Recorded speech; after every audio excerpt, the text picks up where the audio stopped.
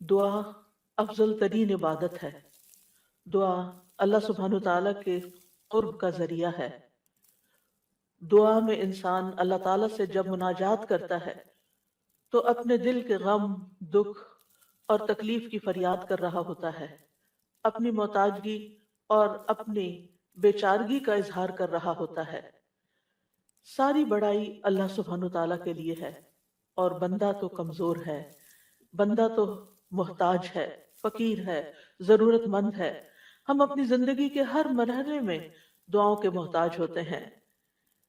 اللہ سبحانہ تعالیٰ سے مانگنا کبھی ختم نہیں ہوتا، ہر حال میں مسلسل جاری رہتا ہے۔ یہ اپنے رب کے ساتھ ایک دلی تعلق کا نام ہوتا ہے۔ اس لیے جب ہم یہ محسوس کرتے ہیں کہ ہمارا رب قریب ہے، ہمارا رب ہمیں جواب دیتا ہے، تو پھر ہمیں زیادہ سے زیادہ دعا کرنے کا شوق پیدا ہوتا ہے ہمارے اندر، اور ہمیں زیادہ سے زیادہ اس بات کی طلب اور تڑپ ہوتی ہے کہ ہم اپنے رب سے خوب خوب مانگیں۔ تو ہمارا رب ہمارے قریب ہے، ہمارا رب ہماری پکار کا جواب دیتا ہے۔ ارشاد باری تعالیٰ ہے، ان ربی قریب مجیب۔ اس کو پورے احساس کے ساتھ، شوق کے ساتھ، محبت کے ساتھ کہیں، ان ربی قریب مجیب، پورے یقین کے ساتھ، تاکہ آپ کی دعاؤں کے اندر ایک اثر پیدا ہو جائے، دعائیں قبول ہو جائیں۔ دعا مانگنے کے آداب میں سے یہ ہے کہ انسان سب سے پہلے اللہ سبحانہ تعالیٰ کی حمد و ثنا بیان کرے۔ ابن مسعود رضی اللہ عنہ کہتے ہیں، جب کوئی آدمی اللہ سے سوال کرنے کا ارادہ کرے، یعنی دعا مانگنے کا ارادہ کرے، نیت کرے، تو پہلے وہ اللہ کی ایسی حمد و ثنا بیان کرے جو اس کے لائق ہے، پھر نبی صلی اللہ علیہ وسلم پر درود بھیجے، اس کے بعد دعا کرے۔ تو گویا پہلے اللہ تعالیٰ کی تعریف، پھر درود شریف، اور پھر اپنی حاجت اور اپنا سوال۔ بس اس طرح کرنے سے ممکن ہوگا کہ وہ کامیاب ہو جائے، یعنی اس کی دعا پوری ہو جائے۔ مسند احمد کی ایک روایت میں آتا ہے، رسول اللہ صلی اللہ علیہ وسلم نے ایک آدمی کو نماز میں دعا کرتے ہوئے سنا کہ اس نے نہ اللہ عز و جل کا ذکر کیا اور نہ ہی نبی صلی اللہ علیہ وسلم پر درود پڑھا، یعنی جو آخر میں ہم اتحیات میں پڑھتے ہیں۔ تو رسول اللہ صلی اللہ علیہ وسلم نے فرمایا، اس نے جلد بازی سے کام لیا۔ پھر اسے بلایا اور اسے اور دوسروں سے فرمایا، جب تم میں سے کوئی شخص نماز پڑھے تو پہلے اپنے رب کی تعریف و ثنا کرے۔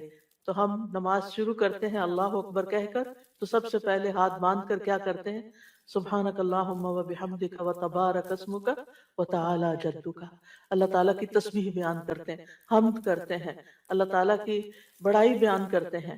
اس کے بعد سورۃ الفاتحہ پڑھتے ہیں تو وہاں بھی اللہ تعالیٰ کی سب سے پہلے حمد و ثنا کرتے ہیں، اللہ تعالیٰ کی صفات کا ذکر کرتے ہیں، پھر اس کے بعد دعا مانگتے ہیں۔ اسی طرح جب ہم نماز کا اختتام کر رہے ہوتے ہیں تو نماز کے اختتام پر بھی ہم اللہ تعالیٰ کی تعریف کے بعد پھر ہم درود شریف پڑھتے ہیں، اور نماز کے بالکل آخری حصے میں پھر جتنی چاہیں دعائیں مانگیں، پھر دعائیں قبول بھی ہوتی ہیں۔ تو یہ نماز کے اینڈ پر، یعنی پہلے حمد و ثنا، اللہ کا ذکر، تسبیحات، جیسے رکوع میں تسبیح، اور پھر رکوع سے اٹھتے ہوئے اللہ تعالیٰ کی تعریف، اور پھر مختلف یعنی ارکان ادا کرتے ہوئے بار بار اللہ اکبر کا کہنا، اور پھر اس کے بعد یہ کہ جب سارے کام پورے ہو جاتے ہیں تو پھر اللہ تعالیٰ سے مانگا جاتا ہے کہ اللہ تعالیٰ تو ہمیں عطا کر۔ تو جس نے پہلے اپنے رب کی تعریف کی، پھر نبی صلی اللہ علیہ وسلم پر درود پڑھا، اور پھر اس کے بعد دعا کی، تو اس کی دعا قبول ہوگی۔ جہاں تک اللہ سبحانہ تعالیٰ کی تعریف کا، حمد و ثنا کا تعلق ہے، تو اس میں ہم قرآن مجید کی طرف اگر رجوع کریں تو سب سے بہترین ثنا اور دعا اور اللہ تعالیٰ کی تعریف کا آغاز سورۃ الفاتحہ سے ہوتا ہے۔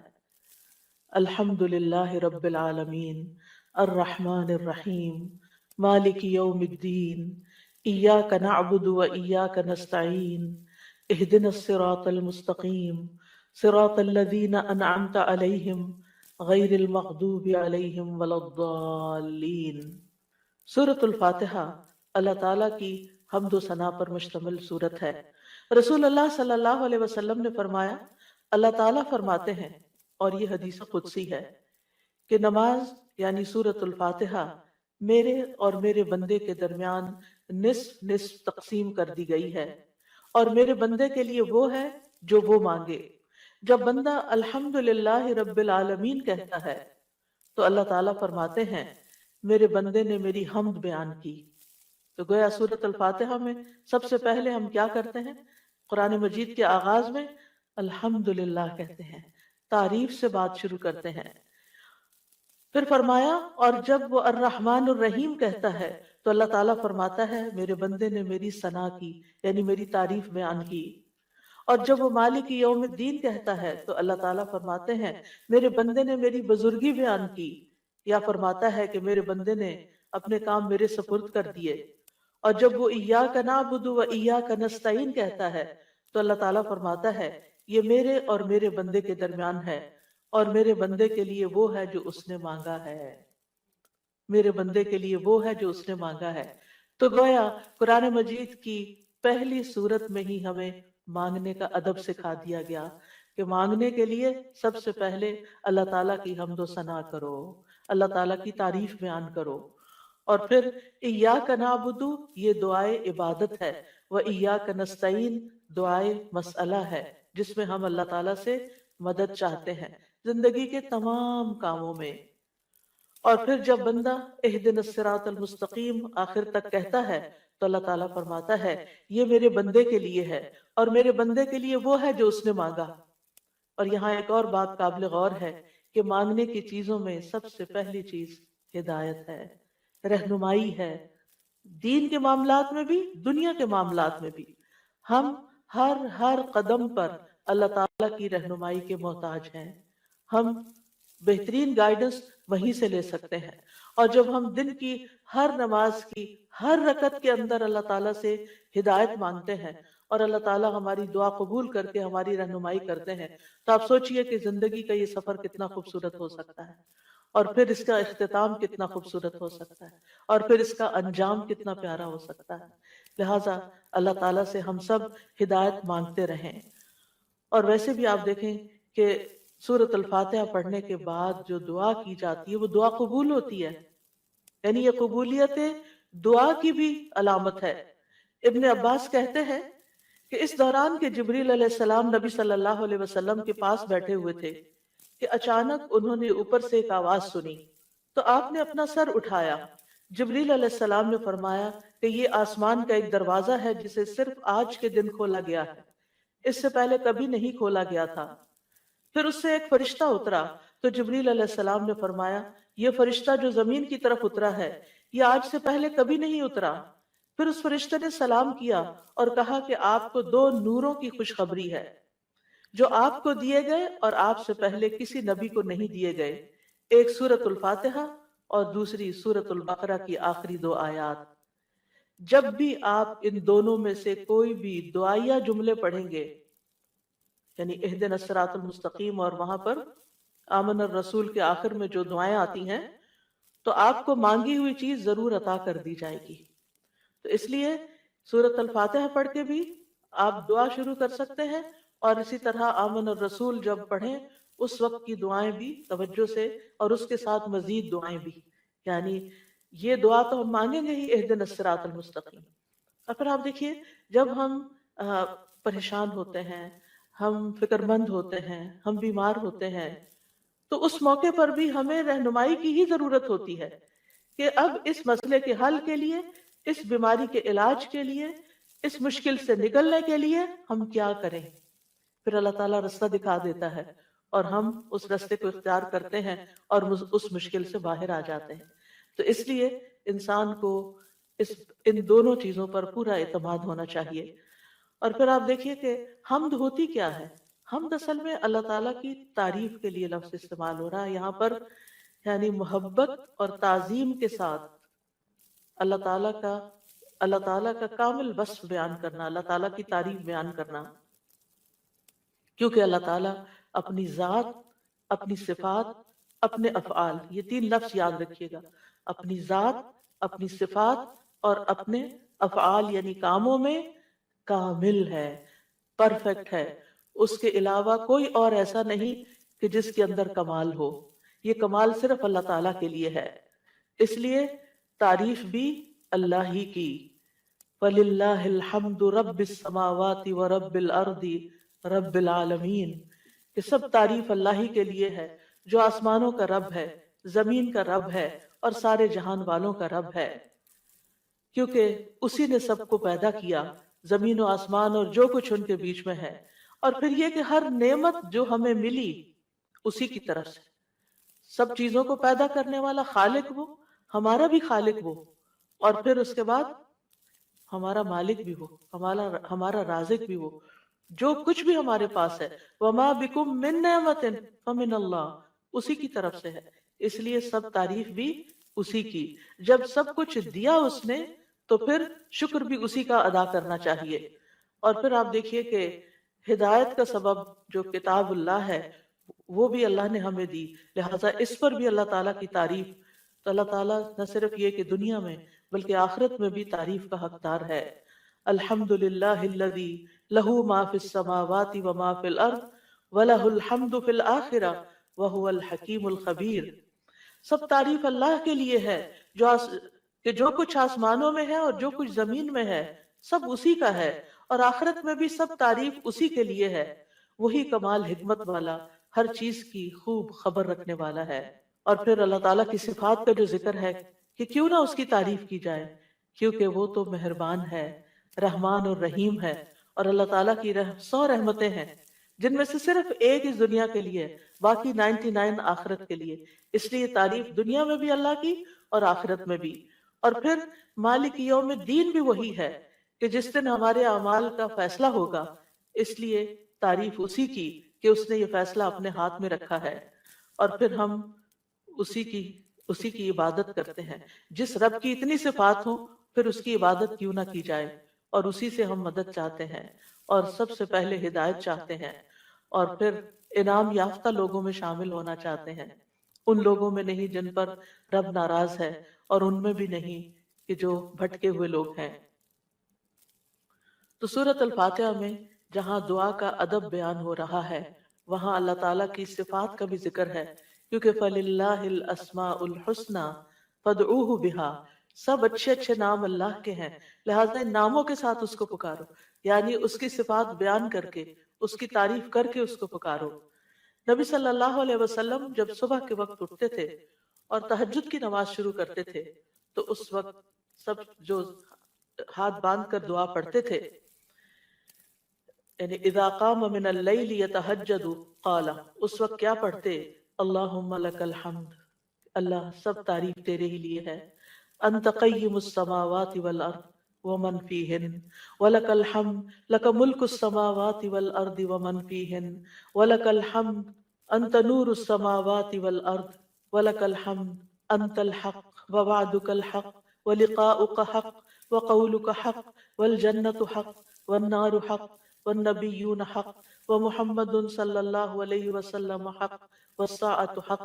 اس کے بعد دعا کرتے اللہم لک اسلمت وبک آمنت وعلیک توکلت وإلیک انبت وإلیک خاصمت وإلیک حاکمت فاغفر لی ما قدمت وما اخرت وما اسررت وما اعلنت انت المقدم وانت المؤخر لا الہ الا انت۔ یہ تھا آپ کے دعا مانگنے کا انداز، کتنی زیادہ پہلے اللہ تعالیٰ کی تعریف کی، اور پھر اس کے بعد اپنا آپ اللہ تعالیٰ کے سپرد کیا، اور آخر میں جو سب سے زیادہ یعنی معصوم عن الخطا ہے نبی صلی اللہ علیہ وسلم، جن کی کوئی غلطیاں ہی نہیں، کوئی گناہ ہی نہیں، وہ کیا مانگ رہے ہیں؟ ایک چیز مانگ رہے ہیں، کیا؟ فاغفر لی ما قدمت وما اخرت وما اسررت وما اعلنت، اللہ تو مجھے بخش دے، میرے اگلے پچھلے پوشیدہ اور ظاہری گناہوں کو معاف کر دے، تو ہی پہلے تھا اور تو ہی آخر میں ہوگا، تیرے سوا کوئی معبود نہیں۔ نبی صلی اللہ علیہ وسلم کے تہجد کے وقت کی اس دعا سے ہمارے لیے سیکھنے کی کیا بات ہے کہ دعا کا ایک بڑا حصہ کس پر مبنی ہونا چاہیے؟ اللہ تعالیٰ کی تعریف پر مبنی ہونا چاہیے، لیکن ہم نے کبھی یہ دعا کا سلیقہ سیکھا ہی نہیں، اللہ تعالیٰ کی یہ تعریف کبھی اس طرح کی ہی نہیں، ہمیں صرف اپنا آپ ہی یاد رہتا ہے، صرف اپنے مسائل یاد رہتے، صرف اپنی پریشانیوں کا ذکر رہتا ہے، اللہ تعالیٰ کی حمد و ثنا ہم بھولے رہتے ہیں۔ اور پھر یہ کہ اللہ سبحانہ و تعالیٰ کی حمد و ثنا کا حق ادا نہیں ہو سکتا جتنی بھی ہم کریں، اس لیے جو اللہ کے پیارے بندے ہوتے ہیں وہ اللہ تعالیٰ کی حمد و ثنا میں زیادہ وقت لگاتے ہیں۔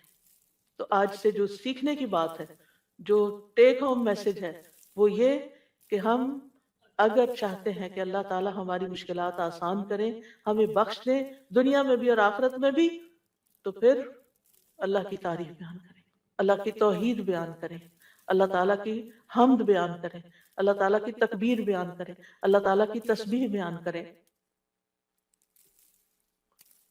اور پھر ہم دیکھتے ہیں کہ قیامت کے دن اللہ تعالیٰ نبی صلی اللہ علیہ وسلم کو سفارش کرنے سے پہلے اپنی حمد سکھائیں گے۔ یعنی ایک تو دنیا کے دعائیں ہیں نا جو دنیا میں ہم مانگتے ہیں، اور آخرت میں اس بات کی دعا کہ اللہ تعالیٰ آپ حساب کتاب قائم کر دیں، یہ بھی ایک دعا ہوگی نا، یہ سفارش ایک دعا ہے۔ لیکن اس سفارش سے پہلے کیا ہوگا؟ یعنی قیامت کے دن جب لوگ پریشان ہوں گے، انبیاء کے پاس جائیں گے تو انبیاء ان کو آگے بھیجتے جائیں گے حتیٰ کہ لوگ محمد صلی اللہ علیہ وسلم کے پاس آئیں گے۔ تو حدیث میں آتا ہے کہ وہ کہیں گے تم سب محمد صلی اللہ علیہ وسلم کے پاس جاؤ، اللہ نے ان کے اگلے پچھلے سب گناہ معاف فرما دیے ہیں، تو وہ سب میرے پاس آئیں گے، تو میں سب کو لے کر اللہ کی بارگاہ میں حاضر ہونے کی اجازت چاہوں گا۔ اجازت ملنے پر سجدے میں گر پڑوں گا۔ عاجزی دیکھیے، ہمبلنس دیکھیے، اور جب تک اللہ چاہے گا میں سجدے میں ہی رہوں گا، یعنی جتنا اللہ پسند کرے گا اتنی دیر میں جھکا ہی رہوں گا۔ ہمارے سجدے کیسے ہوتے ہیں؟ ٹھونگے مار رہے ہوتے ہیں اوپر نیچے، بس تھوڑی سی ایکسرسائز۔ حکم ہوگا اے محمد اپنا سر سجدے سے اٹھاؤ، مانگو دیے جاؤ گے، کہو سنا جائے گا، اور سفارش کرو تمہاری سفارش قبول کی جائے گی۔ میں اپنا سر اٹھاؤں گا اور اللہ کی وہ حمد کروں گا جو مجھے اس کی طرف سے سکھائی جائے گی، یعنی اس دن سکھائی جائے گی، اور وہ حمد وہیں ملے گی، اور ان الفاظ سے حمد کریں گے۔ یعنی وہ حمد آج ہمیں نہیں پتا، آپ کو بھی نہیں پتا، اس وقت آپ کو سکھائی جائے، یعنی وہ ایسی حمد ہوگی جو اس سے پہلے کبھی نہیں ہوگی۔ اور پھر اللہ تعالیٰ کی حمد کے بعد آپ دعا کریں گے اور پھر حساب کتاب شروع ہو جائے گا۔ کیسا ہے وہ دن جس سے ہم غافل رہتے ہیں، جس کو ہم بھولے رہتے ہیں۔ اگر اس دن کی فکر لگ جائے تو دنیا کی ساری پریشانیاں ختم ہو جائیں، سارے دکھ دور ہو جائیں، سارے مسئلے ہی ختم ہو جائیں، کوئی مسئلہ ہی نہ رہے۔ اس لیے ہم سب کو اپنی زندگی کا اس رمضان میں جو سیکھنے کی بات ہے وہ یہ کہ دعائیں تو ہم کریں گے، لیکن اس سے زیادہ ہم اللہ تعالیٰ کی حمد و ثنا بیان کریں گے۔ اللہ تعالیٰ کی حمد و ثنا کے دو حصے ہیں، ایک تسبیح ہے اور ایک تحمید ہے۔ اللہ سبحانہ تعالیٰ نے اپنی تسبیح اور تحمید دونوں کا حکم دیا ہے۔ سورۃ الحجر میں آتا ہے فسبح بحمد ربک، یعنی حمد کے ساتھ اور کیا کرو؟ تسبیح کرو۔ وَقُم مِّنَ السَّاجِدِينَ، اور سجدہ کرنے والوں میں سے ہو جائیں۔ سورۃ النصر میں آتا ہے فسبح بحمد ربک واستغفرہ انہ کان توابا، آپ اپنے رب کی حمد کے ساتھ اس کی تسبیح کیجئے اور اس سے بخشش طلب کیجئے، یقیناً وہ بڑا توبہ قبول کرنے والا ہے۔ سورۃ الواقعہ میں آتا ہے فسبح بسم ربک العظیم۔ سورۃ الاعلی میں آتا ہے سبح اسم ربک الاعلی، یعنی باقاعدہ تسبیح کا حکم دیا گیا ہے۔ ایک اور جگہ آتا ہے وسبح بحمد ربک بالعشی والابکار، صبح و شام اپنے رب کی حمد کے ساتھ تسبیح کیجئے۔ اللہ تعالیٰ اہل ایمان کو بھی حکم دیتے ہیں، مجھے اور آپ کو بھی حکم دیتے ہیں، یا ایھا الذین آمنوا اذکروا اللہ ذکرا کثیرا وسبحوہ بکرۃ واصیلا، اے ایمان والو اللہ کو بکثرت یاد کرو اور صبح و شام اس کی تسبیح کیا کرو۔ کیوں؟ اس لیے کہ اللہ سبحانہ تعالیٰ نے خود اپنی تسبیح بیان کی ہے۔ سبحان الذی اسری بعبدہ لیلا من المسجد الحرام الی المسجد الاقصی، فرشتے اس کی تسبیح بیان کرتے ہیں، یسبحون بحمد ربہم۔ انبیاء اس کی تسبیح بیان کرتے ہیں، رسول اللہ صلی اللہ علیہ وسلم اللہ تعالیٰ کی تسبیح بیان کرتے تھے، کائنات کی ہر چیز اللہ کی تسبیح بیان کر رہی۔ وَإِن مِّن شَيْءٍ إِلَّا يُسَبِّحُ بِحَمْدِهِ وَلَٰكِن لَّا تَفْقَهُونَ تَسْبِيحَهُم، یہ زمین جس پر ہم بیٹھے ہیں یہ بھی اللہ کی تسبیح کرتی ہے، یہ آسمان جس کو ہم دیکھتے ہیں وہ بھی اللہ کی تسبیح کرتا ہے، ایک ایک ذرہ اللہ کی تسبیح کر رہا ہے، ایک ایک ذرہ، الیکٹرونز اور پروٹونز بھی اللہ کی تسبیح کر رہے ہیں، ہر چیز اللہ کی تسبیح میں ہے، اور اہل ایمان بھی اللہ کی تسبیح کرتے ہیں، پھر ہم تسبیح کیوں نہ کریں؟ کیا چیز ہمیں روکے ہوئے ہے؟ کس وجہ سے ہم تسبیح میں کوتاہی کرتے ہیں؟ ایک اور جگہ پر آتا ہے کہ تسبح له السماوات السبع والارض ومن فیہن، ساتوں آسمان اور زمین اس کی تسبیح کرتے ہیں اور جو بھی ان میں ہے، پرندے بھی اللہ کی تسبیح بیان کرتے ہیں، بجلی کی کڑک بھی اللہ کی تسبیح بیان کرتی ہے، داؤد علیہ السلام کے ساتھ پہاڑ اور پرندے بھی تسبیح کیا کرتے تھے، فرشتے بھی تسبیح کرتے ہیں، اور حاملین عرش اللہ سبحانہ وتعالیٰ کی ہر وقت تسبیح و تحمید میں لگے رہتے ہیں، الذین یحملون العرش ومن حولہ یسبحون بحمد ربہم، کیا زبردست کام ہے ان کا، جن کو سب سے اعلیٰ ترین ڈیوٹی دی گئی ہے کہ وہ عرش الہی کو اٹھا کے رکھے، وہ فرشتے جو عرش اٹھائے ہوئے ہیں اور جو اس کے ارد گرد ہیں، سب اپنے رب کی حمد کے ساتھ اس کی تسبیح بیان کرتے ہیں، قیامت کے دن بھی وہ ایسا ہی کریں گے، وَتَرَى الْمَلَائِكَةَ حَافِّينَ مِنْ حَوْلِ الْعَرْشِ يُسَبِّحُونَ بِحَمْدِ رَبِّهِمْ، اس دن آپ دیکھیں گے کہ فرشتے عرش کے گرد حلقہ باندھے اپنے رب کی تعریف کے ساتھ تسبیح کر رہے ہیں، اور عبادت کے آغاز میں بھی اور اختتام پر بھی، دن کے آغاز پر بھی اور دن کے اختتام پر بھی ہمیں تسبیح کا حکم ہے۔ تمام مخلوقات کے رزق کی کنجی ہے تسبیح، اللہ تعالیٰ کے محبوب ترین کلمات ہیں سبحان اللہ والحمد للہ ولا الہ الا اللہ واللہ اکبر۔ اللہ سبحانہ وتعالیٰ کو ہم سے زیادہ کوئی چیز محبوب نہیں، رسول اللہ صلی اللہ علیہ وسلم نے فرمایا ہم سے بڑھ کر کوئی چیز اللہ تعالیٰ کو زیادہ محبوب نہیں، لہذا تسبیح اور حمد دونوں ہی ہونی چاہیے۔ تسبیح سے تقدیر بھی بدل جاتی ہے، یونس علیہ السلام کو کس بنا پر اتنی بڑی مشکل سے نجات ملی، فلولا ان کان من المسبحین للبث فی بطنہ الی یوم یبعثون، اگر یہ بات نہ ہوتی کہ وہ تسبیح کرنے والوں میں سے تھا تو یقیناً وہ اس کے پیٹ میں یعنی مچھلی کے پیٹ میں اس دن تک رہتا جس میں لوگ اٹھائے جائیں گے، یعنی اگر وہ تسبیح نہ کرتے تو اس مشکل سے نجات نہ ملتی۔ تو بہت سی مشکلات سے نجات کا ذریعہ ہے تسبیح کرنا، اور وہ اپنی تسبیح میں کیا پڑھتے تھے، لا الہ الا انت سبحانک انی کنت من الظالمین۔ یہ تسبیح دل کی گھٹن اور سینے کی تنگی کا علاج بھی ہے، جب حالات مشکل ہو جائیں، دل غم سے بھر جائیں، سینے کے اندر گھٹن محسوس ہونے لگے، کوئی چیز اچھی نہ لگے تو تسبیح شروع کر دیں، لوگوں کی باتیں آپ کو پریشان کریں تو تسبیح شروع کر دیں۔ وَلَقَدْ نَعْلَمُ أَنَّكَ يَضِيقُ صَدْرُكَ بِمَا يَقُولُونَ فَسَبِّحْ بِحَمْدِ رَبِّكَ وَكُن مِّنَ السَّاجِدِينَ وَاعْبُدْ رَبَّكَ حَتَّى يَأْتِيَكَ الْيَقِينُ، ہم جانتے ہیں کہ بے شک آپ کا سینہ اس سے تنگ ہوتا ہے جو باتیں وہ کرتے ہیں، اور ایسا ہوتا ہے ہم سب کے ساتھ بھی ہوتا ہے کہ خاص طور پر ہمارے دین کے رستے پر آنے کی وجہ سے جب لوگ باتیں کرتے تو ہمیں پریشانی لاحق ہوتی، لوگوں کی باتیں ہرٹ کرتی ہیں، تو اس کا علاج کیا ہے؟ اس کا علاج اپنے آپ کو ڈیفینڈ کرنا نہیں ہے، اپنی صفائیاں بیان کرنا نہیں ہے، جواباً اٹیک کرنا نہیں ہے، بد اخلاقی کے جواب میں بد اخلاقی کوئی نیکی نہیں ہوتی، اس کے جواب میں اپنے رب کی طرف رجوع کرنا ہے، اس کی تسبیح کرنی، اللہ تو پاک ہے، میں تو گناہگار ہوں، مجھ پہ اگر لوگ باتیں کرتے بھی ہیں تو میرا قصور ہو سکتا ہے، لیکن ساری پاکی تو تیرے ہی لیے ہے، ساری تعریف تو تیرے ہی لیے ہے۔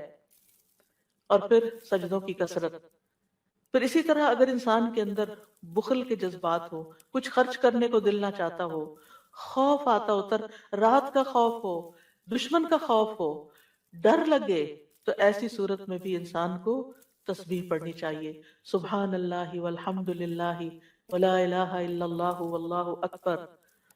اور ویسے بھی ایک دفعہ سبحان اللہ اور الحمدللہ کہنے سے زمین و آسمان بھر جاتا ہے، اتنا بڑا اجر و ثواب ہے اس کا یعنی معمولی چیز نہیں ہے۔ رسول اللہ صلی اللہ علیہ وسلم نے فرمایا، اور سبحان اللہ اور الحمدللہ کہنے سے زمین و آسمان کی درمیانی فضا بھر جاتی ہے۔ گناہ جتنے بھی ہوں تسبیح اور تحمید کہنے سے معاف ہو جاتے ہیں۔ عرش الہی کے گرد بھی ان کلمات کی بنبناہٹ ہوتی ہے، یعنی وہاں بھی تسبیح پڑھی جاتی ہے۔ تسبیح پڑھنے والوں کے چہروں پر رونق آ جاتی ہے، حمد سے خیر و برکات نصیب ہوتی ہیں۔ امام ابن قیم کہتے ہیں جو ہمیشہ تسبیح کرتا ہے اس کے چہرے کے خطوط چمک اٹھتے ہیں، یعنی اس کا چہرہ روشن ہو جاتا ہے، اور جو ہمیشہ حمد پڑھتا ہے اس کے اوپر مسلسل خیرات و برکات اترتی رہتی ہیں۔ تو دونوں چیزیں مل جائیں تو چہرے کی رونق بھی ملے گی، اور اس کے ساتھ ساتھ اللہ تعالیٰ کی طرف سے رحمتیں بھی آئیں گی۔ اور فرمایا جو ہمیشہ استغفار کرتا رہتا ہے اس کے لیے بند دروازے کھل جاتے ہیں۔ جن چیزوں میں رکاوٹ آئی ہوئی ہوتی، ہم اکثر شکایت کرتے رہتے ہیں اس چیز میں بندش ہے، اس میں بندش ہے، ان ساری بندشوں کا علاج تسبیح و تحمید میں ہے، لیکن ہم بھولے رہتے ہیں، ہم صرف پریشان رہتے ہیں اور پریشان ہو کر ذکر کرنا بھی بھول جاتے ہیں۔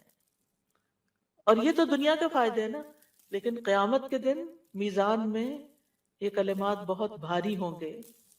آپ صلی اللہ علیہ وسلم نے ایک موقع پر اپنے ہاتھ سے 5 کا اشارہ کیا کہ یہ میزان میں بہت بھاری ہوں گے، کس قدر بھاری ہوں گے، اور پھر فرمایا سبحان اللہ والحمد للہ ولا الہ الا اللہ واللہ اکبر۔ اور 5ویں چیز، مسلمان کا فوت ہونے والا نیک بیٹا، اس کا باپ ثواب کی امید کے ساتھ اس پر صبر کرے، تو یہ 5ویں چیز ہے۔ یعنی اگر کسی والد یا والدہ یا والدین دونوں کا جوان بیٹا فوت ہو جائے اور وہ نیک بھی ہو، جس سے یہ توقع ہو کہ ہمارے مرنے کے بعد وہ ہمارے لیے دعائیں کرے گا، لیکن انسان اللہ کی خاطر صبر کر لیتا ہے، تو یہ صبر میزان میں بہت زیادہ وزنی ہو جائے گا، اور قیامت کے دن سب سے زیادہ بہترین بندے وہ ہوں گے جو دنیا میں سب سے زیادہ حمد کرنے والے ہوں گے۔ اللہ کی تسبیح اور تحمید کے مسنون کلمات بھی ہیں جو نبی صلی اللہ علیہ وسلم نے خود سکھائے۔ آپ صرف اتنا بھی پڑھ سکتے ہیں، سبحان اللہ سبحان اللہ سبحان اللہ۔ آپ نے دیکھا ہوگا کچھ لوگوں کی گفتگو کا تکیہ کلام ہوتا ہے سبحان اللہ، ہر دوسری بات میں وہ سبحان اللہ کہہ رہے ہوتے ہیں۔ اور خاص طور پر سبحان اللہ سورج طلوع ہونے اور غروب ہونے سے پہلے 100 بار پڑھا جائے تو یہ 100 اونٹوں سے زیادہ بہتر ہے۔ پھر اسی طرح سبحان اللہ کا مطلب کیا ہے کہ اللہ تعالیٰ پاک ہے، کس چیز سے؟ ہر نقص سے اور ہر عیب سے، ہر شبیہ سے، ہر مثیل سے، یعنی اس کا نہ کوئی اس جیسا ہے، نہ کوئی اس کی مثال ہے، اور کوئی یعنی ہر ایک میں نقص ہے، صرف اللہ ہی کامل ہے۔ تو اس کے کمال کی وجہ سے، یعنی وہ کامل ذات ہے، اس کے اندر کسی قسم کی کوئی کمی نہیں، کوئی عیب نہیں، کوئی خرابی نہیں، کوئی نقص نہیں۔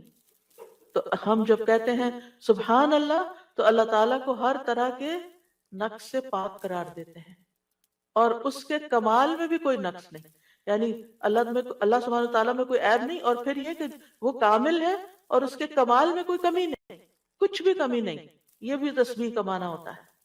اور پھر یہ کہ اللہ سبحانہ تعالیٰ ہر کمی سے، کوتاہی سے، اور ان سارے جھوٹے خیالات اور گمانوں سے جو لوگ اس کے بارے میں رکھتے ہیں ان سب سے پاک ہے، اور کوئی اللہ سبحانہ تعالیٰ کی طرف ہم کوئی شر بھی منسوب نہیں کرتے، اللہ تعالیٰ ہر طرح کے شر سے بھی پاک ہے۔ تو یہ اللہ تعالیٰ کی بڑائی کا ایک کلمہ ہے۔ ایک شخص نے حضرت علی رضی اللہ عنہ سے پوچھا کہ سبحان اللہ کیا ہے؟ انہوں نے کہا یہ اللہ کی بڑائی کی تعظیم ہے۔ سبحان اللہ کلمہ توحید بھی ہے، ایمان کا رکن بھی ہے۔ ابن قیم کہتے ہیں تسبیح اللہ سبحانہ تعالیٰ کی ثنا اور تعریف ہے، یہ تعظیم پاکیزگی اور تنزیہ پر مشتمل ہے۔ فرشتے مسلسل اس کی تسبیح کرتے ہیں، رکتے ہی نہیں۔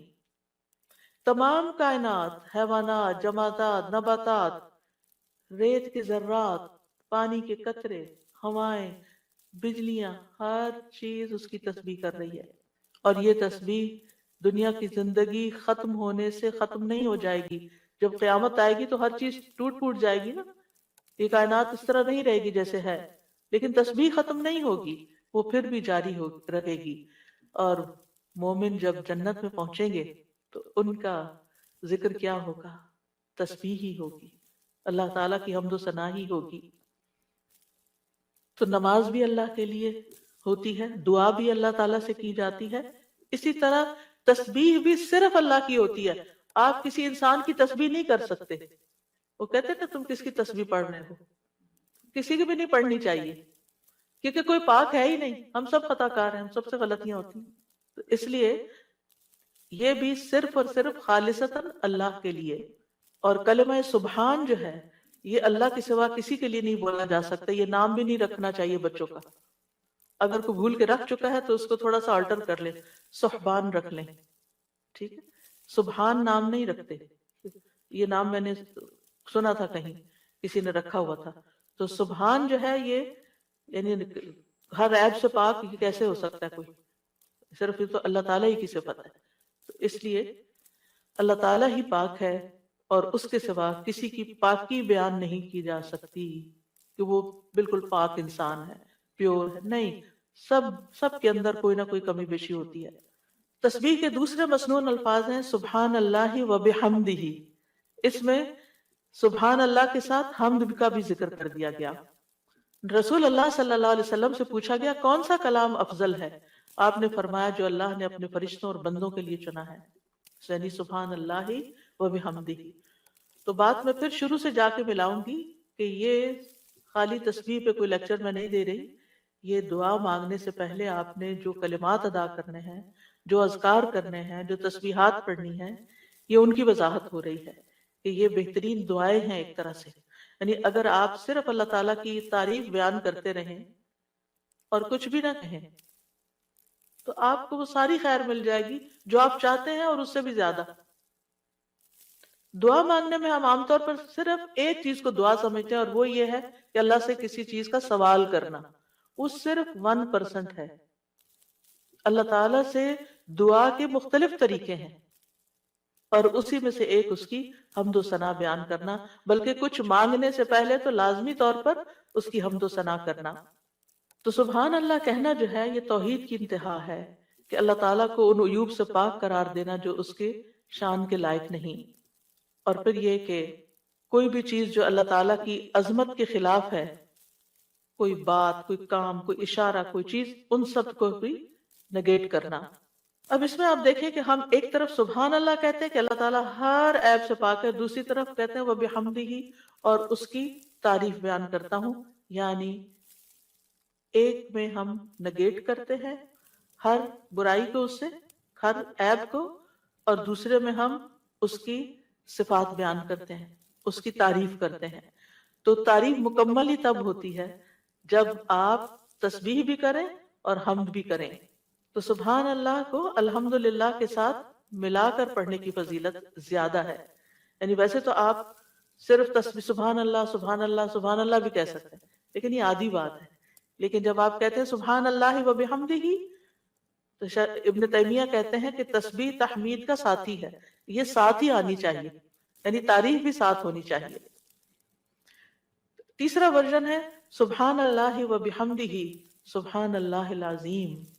पाक है अल्लाह अपनी हम्द के साथ, पाक है अल्लाह जो बहुत अजमत वाला है। रसूलुल्लाह सल्लल्लाहु अलैहि वसल्लम ने फरमाया, दो कलमे ऐसे हैं जो जबान पर हल्के हैं, मीजान में बहुत भारी हैं और रहमान को बहुत महबूब हैं, और वो है सुबहान अल्लाह व बिहम्दिही सुबहान अल्लाहिल अज़ीम। और इसमें भी हम देखते हैं कि अल्लाह ताला की पाकी भी बयान हो रही है, तारीफ भी हो रही है और उसकी अजमत का भी बयान है।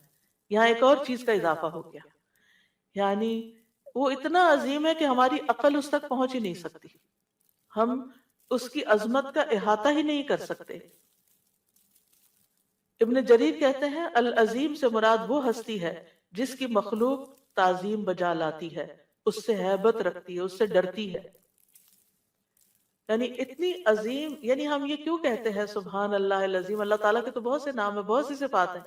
ये असल में हम अपनी कमाईगी का एतराफ कर रहे होते हैं कि अल्लाह आप इतने बड़े हैं कि हम तो आपकी तारीफ का हक ही अदा नहीं कर सकते।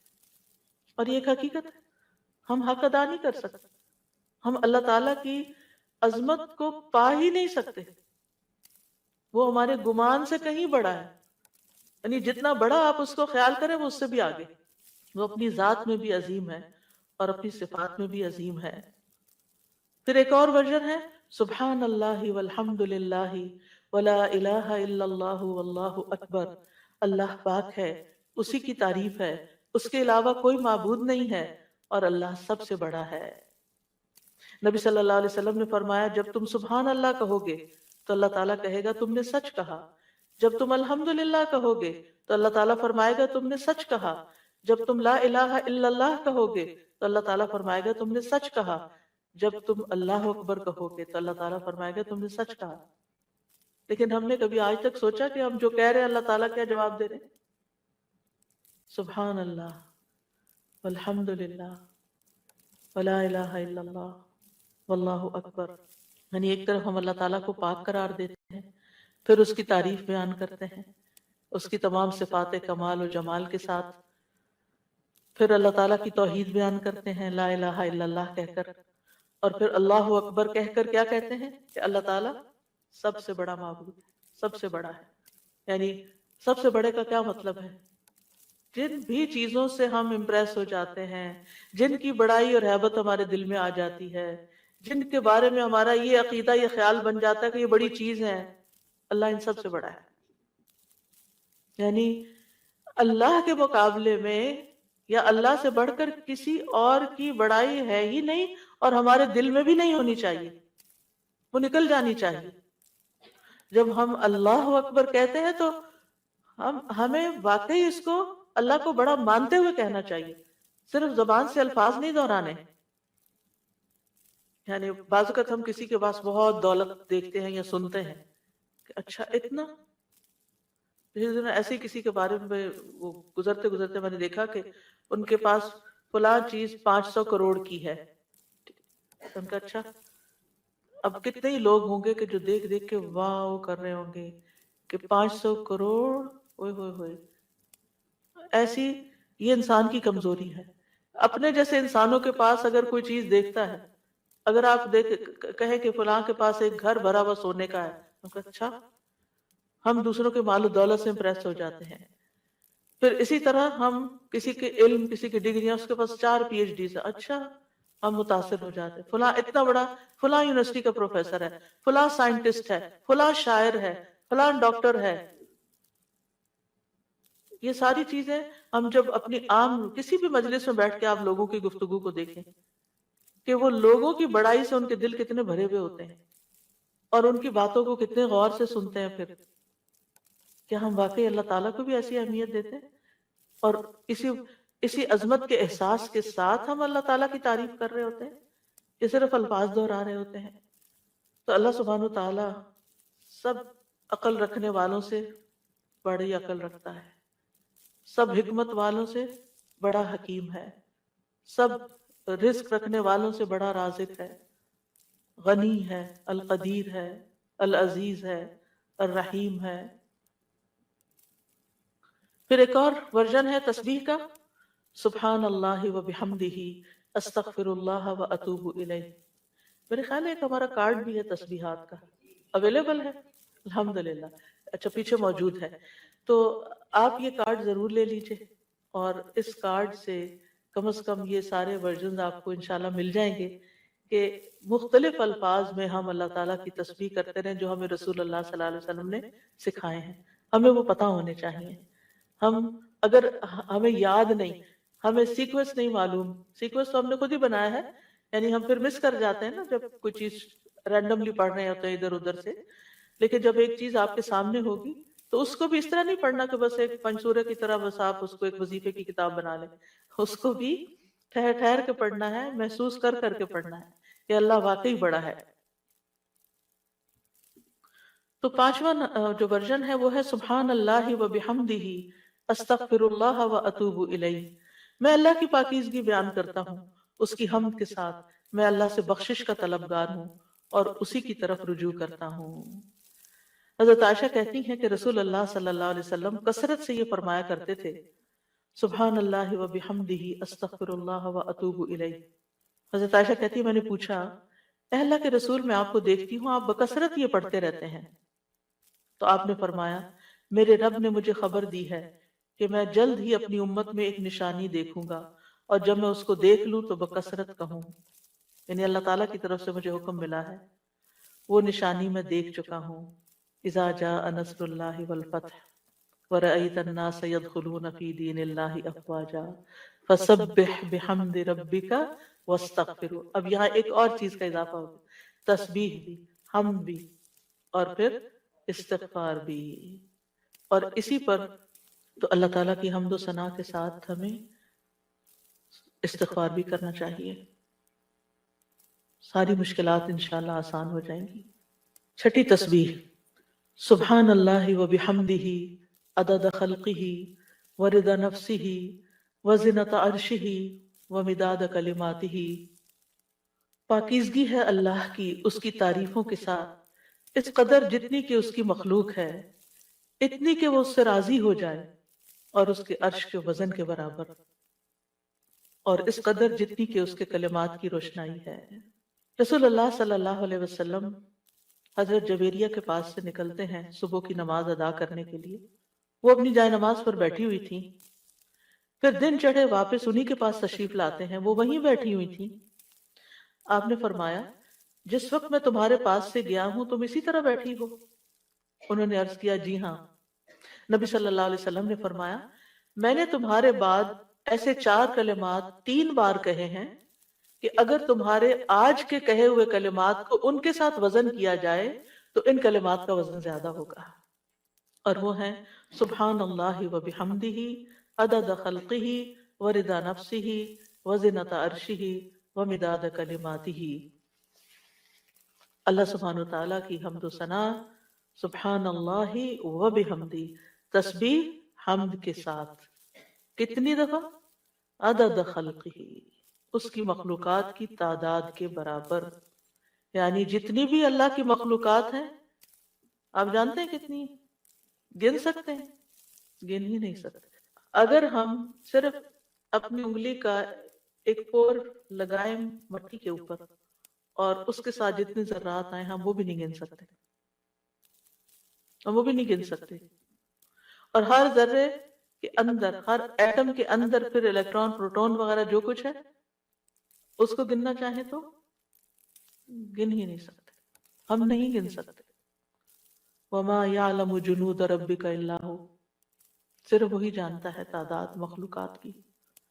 یہ ستارے، یہ سیارے، یہ گیلیکسیز، یہ زمین، یہ آسمان، یہ سمندر، یہ پہاڑ، ہم تو صرف اس پوری کائنات میں ایک ڈاٹ کے اوپر بیٹھے ہوئے ہیں.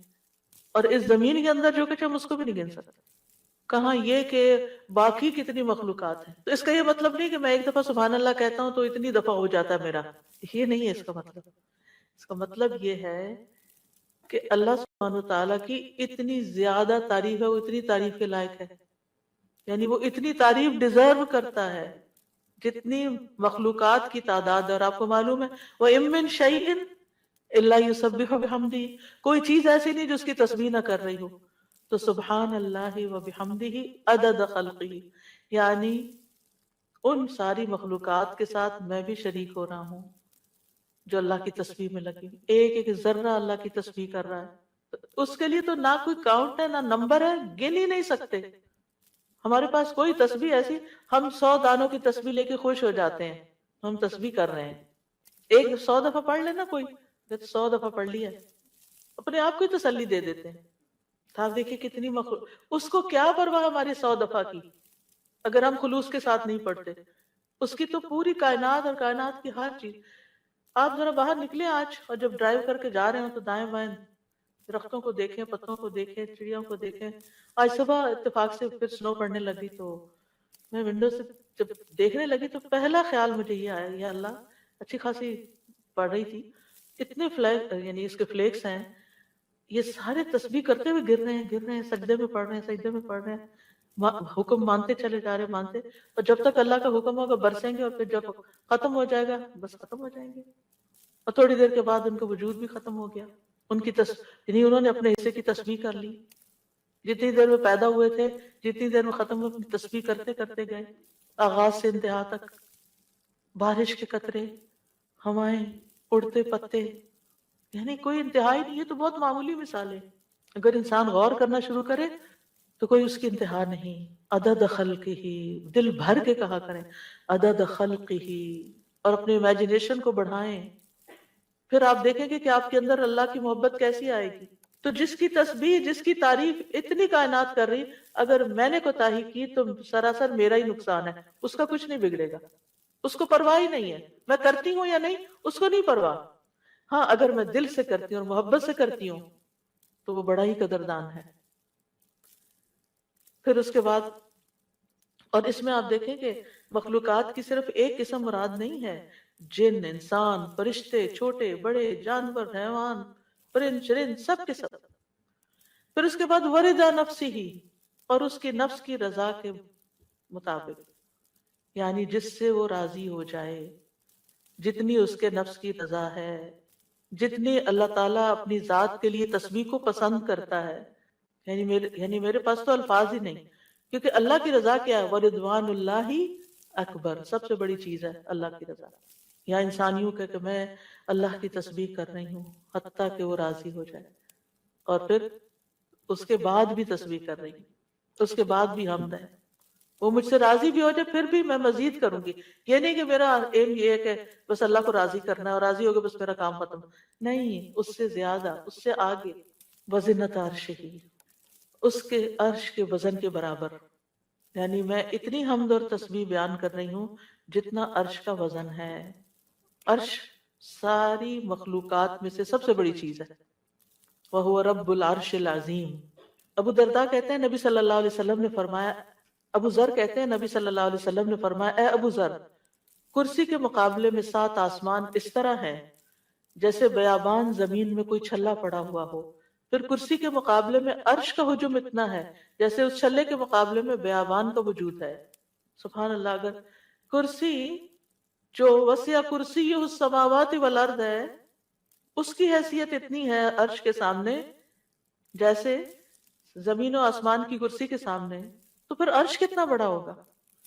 اور آپ کو معلوم ہے کہ اس کی مقدار کو اللہ کے سوا کوئی نہیں جانتا. تمام مخلوقات سے اونچا ہے وہ. یعنی مخلوقات کے بعد جو ہے وہ پانی ہے، آسمان ہے، اور آسمان کے بعد پانی، اور پانی کے بعد اوپر اللہ سبحانہ و تعالیٰ کا عرش ہے. یعنی آسمان کے بعد جنت کے 100 درجے ہیں، اور ہر درجے کا درمیانی فاصلہ جو ہے وہ اتنا ہی ہے جیسے زمین اور آسمان کے بیچ کا فاصلہ. اور جنت الفردوس کی چھت اس کے اوپر عرش ہے. اس لیے حضرت آسیہ نے کہا تھا رب ابن لی عندک بیتن فی الجنہ، کہ قرب ہی قرب ہو، کیونکہ اس قرب میں لذت ہے، اس کو قریب محسوس کرنے میں اصل مزہ ہے. اور حقیقت یہ ہے کہ اس دنیا میں سب سے زیادہ خوبصورت احساس، سب سے زیادہ لذت والی چیز رب کی معرفت ہے. یہ سب سے بڑی حقیقت ہے، سب سے بڑا ٹروتھ ہے. جو اپنے رب کو پا لیتا ہے اور اپنے رب کے قرب کو محسوس کر لیتا ہے، پھر اس کے سامنے دنیا کی ہر نعمت چھوٹی ہو جاتی ہے، ہر مسئلہ چھوٹا ہو جاتا ہے، کیونکہ اس نے پا لیا ہے جس کو پانا چاہیے تھا، جس کے لیے وہ بھیجا گیا تھا دنیا میں، اس نے اس کو پا لیا ہے. تو بہرحال اللہ تعالیٰ کے عرش کے وزن کے برابر اس کی حمد و ثنا. وَمِدَادَ كَلِمَاتِهِ، کلمات سے مراد اللہ کا وہ کلام ہے جس کے ساتھ اللہ نے اپنے رسولوں کے ساتھ کلام کیا، جو کتابوں کی شکل میں اتارا، جو اس کے لوح محفوظ میں ہے. یہ کلام، اس کی وسعت کیا ہے؟ قرآن مجید میں آتا ہے قُلْ لَوْ كَانَ الْبَحْرُ مِدَادًا لِكَلِمَاتِ رَبِّهِ لَنَفِدَ الْبَحْرُ قَبْلَ أَن تَنفَدَ كَلِمَاتُ رَبِّي وَلَوْ جِئْنَا بِمِثْلِهِ مَدَدًا. کہہ دیجئے اگر سمندر میرے رب کی باتوں کے لیے سیاہی بن جائے تو یقیناً سمندر ختم ہو جائے گا اس سے پہلے کہ میرے رب کی باتیں ختم ہوں، اگرچہ ہم اس کے برابر اور سیاہی لے آئے. دوسری جگہ پر آتا ہے 7 ابحر، 7 سمندر بھی مزید آ جائیں تو خشک ہو جائیں گے لکھ لکھ کر، لیکن رب کی کلمات ختم نہیں ہوں گے. اس کے برابر اللہ کی تعریف. اور یہاں پر ایک طرح سے بطور مبالغہ سب چیزوں کی مثال دی گئی ہے، ورنہ اللہ کی تعریف تو اس سے بھی زیادہ، اس کا تو کوئی شمار ہی نہیں کر سکتا. پھر ہم اپنی ساری زندگی میں کتنی تسبیح کر رہے ہیں، کیا کر لیا ہم نے؟ کچھ بہت بڑا مارکا مان لیا۔ پھر کس بات کا غرور، کس بات کا تکبر کہ ہم کیا چیز ہیں، ہم کتنے نیک ہیں، یہ تو خیال آنا بھی نہیں چاہیے۔ حاملین عرش، جو فرشتے عرش اٹھائے ہوئے ہیں، وہ اللہ تعالیٰ کی تسبیح بیان کرتے ہیں اور کہتے ہیں ما عبدنا کا حق کا عبادت، ہم نے آپ کی عبادت کا حق ہی ادا نہیں کیا۔ وہ اللہ کی عظمت کو جانتے ہیں نا، اس لیے کہتے ہیں کہ ہم نے عبادت کا حق ادا نہیں کیا۔ ہم اللہ تعالیٰ کی عظمت کو نہیں جانتے، ہم اللہ کی معرفت نہیں رکھتے، لہٰذا ہم بڑی تسلی میں ہیں کہ ہم نے تو عبادت کر لی، ہم تو ساری نیکیاں کر لیں، یہ بھی کر لیے، یہ بھی کر لیے، یہ بھی خانے پورے کر لیے۔ ساتویں حمد، اللہ اکبر کبیرہ والحمد للہ کثیرہ وسبحان اللہ بکرۃ واصیلا۔ بہت ہی خوبصورت کلمات ہیں۔ اللہ سب سے بڑا ہے، بہت بڑا، اور تمام تعریف اللہ کے لیے ہے، بہت زیادہ، اور تسبیح اللہ ہی کے لیے ہے صبح اور شام۔ ابن عمر کہتے ہیں ہم رسول اللہ صلی اللہ علیہ وسلم کے ساتھ نماز پڑھ رہے تھے کہ لوگوں میں سے ایک آدمی نے کہا اللہ اکبر کبیرہ والحمد للہ کثیرہ وسبحان اللہ بکرۃ واصیلا، تو رسول اللہ صلی اللہ علیہ وسلم نے فرمایا یہ اس طرح کے کلمات کہنے والا کون ہے؟ تو لوگوں کی جماعت میں سے ایک آدمی نے عرض کیا اللہ کے رسول میں ہوں۔ آپ نے فرمایا کہ مجھے تعجب ہوا کہ اس کے لیے آسمان کے دروازے کھول دیے گئے، یعنی ان کلمات کے لیے جو اس محبت اور شوق سے اس نے پڑھے۔ ابن عمر کہتے ہیں میں نے ان کلمات کو پھر کبھی بھی نہیں چھوڑا۔ افسوس کہ ہمیں زندگی میں بڑی دیر سے پتہ چلا ہے، اور جو ہم نے دعائیں رٹی ہوئی ہیں ان کو ہم آٹو پہ لگا کے شروع کر دیتے ہیں اور بھول جاتے ہیں کہ ہم بھی اللہ اکبر کہہ کے سب سے پہلے ہاتھ باندھ کر اللہ کی تکبیر بیان کریں۔ لیکن انشاءاللہ اگر کوشش جاری رہی تو عادت بھی ہو جائے گی۔ وہ کہتے ہیں جب سے میں نے رسول اللہ صلی اللہ علیہ وسلم سے یہ بات سنی کہ اس کے لیے آسمان کے دروازے کھول دیے گئے، میں نے اس کو چھوڑا ہی نہیں، اور ہم نے کبھی اس کو پڑھا ہی نہیں۔ علم ہونے اور نہ ہونے میں بہت بڑا فرق ہے۔ ہم دو چار باتیں جان لیتے ہیں تو ہم سمجھتے ہیں ہم نے سب کچھ سیکھ لیا، اور کیا سیکھنا ہے، اس کی ضرورت محسوس نہیں کرتے۔ تو بہرحال اس میں اللہ تعالیٰ کی بہت زیادہ بڑائی کا اظہار ہے، اس کی تعظیم ہے، اس کی بہت زیادہ تعریف ہے، اور اس کی تسبیح ہے صبح و شام۔ اور ساتویں تسبیح سبحانک اللہم و بحمدک و تبارک اسمک و تعالی جدک و لا الہ غیرک۔ اے اللہ تو پاک ہے اپنی تعریف کے ساتھ، تیرا نام بڑی برکت والا ہے، تیری بزرگی بلند و برتر ہے، تیرے علاوہ کوئی الہ نہیں۔ رسول اللہ صلی اللہ علیہ وسلم نے فرمایا بے شک اللہ کو سب سے زیادہ محبوب کلام یہ ہے کہ بندہ یوں کہے سبحانک اللہم و بحمدک و تبارک اسمک و تعالی جدک و لا الہ غیرک۔ اور اس میں اللہ تعالیٰ کے نام کی خیر و برکت کا ذکر بھی ہے، تبارک اسم ربک، تبارک اسمک۔ پھر آٹھویں تسبیح سبحان اللہ لا شریک لہ لہ الملک و لہ الحمد وہو علی کل شیء قدیر لا حول ولا قوة الا باللہ سبحان اللہ و بحمدہ۔ ابو ذر کہتے ہیں آپ صلی اللہ علیہ وسلم نے فرمایا اللہ کے نزدیک محبوب ترین کلام یہ ہے۔